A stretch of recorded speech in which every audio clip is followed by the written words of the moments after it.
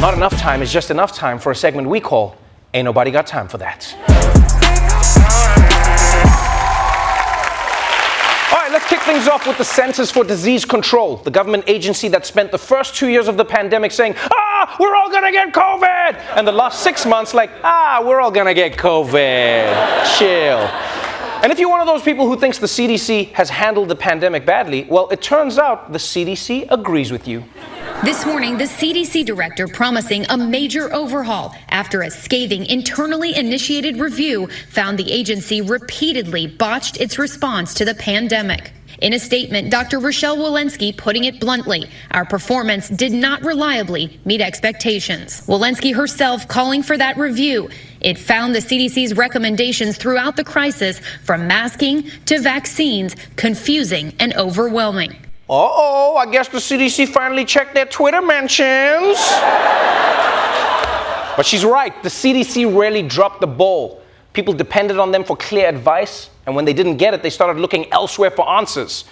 I mean, say what you want about Goop, their advice was consistent. I mean, yes, the advice was to buy a $4,000 crystal butt plug, but it was consistent. Meanwhile, the CDC was all over the place. They said, don't wear masks. But then they said, no, do wear masks, but don't because we need them. Okay, now you can wear masks, any mask, even cloth. Wait, cloth is the worst. What are you doing?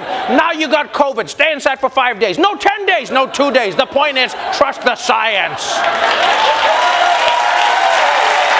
Now, if we had more time, we could talk about whether or not the CDC learned the right lessons from COVID to prevent the next outbreak. Well, not the next outbreak, because the next outbreak is monkeypox and they're already messing that up, but the one after that. But we just don't have the time for that, because while the CDC is struggling with multiple outbreaks, the Trump organization is overrun with an outbreak of crime. Now to breaking news. Alan Weisselberg, the Trump Organization chief financial officer, pleaded guilty today to a wide-ranging tax scheme. As part of the deal, he'll need to testify against the Trump Organization in the coming months. The company is accused of helping Weisselberg and other execs avoid income taxes by failing to accurately report their full compensation.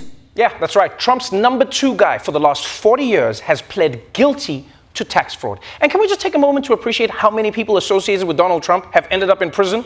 His lawyer, his campaign manager, his deputy campaign chairman, now the chief financial officer of his organization. Usually, you've got to run a drug cartel to have this many friends doing hard time. Because at this point, it's basically El Chapo and Donald Trump. That's it. You know what they actually need to do? They need to send all these Trump felons to school assemblies to scare kids away from Trump.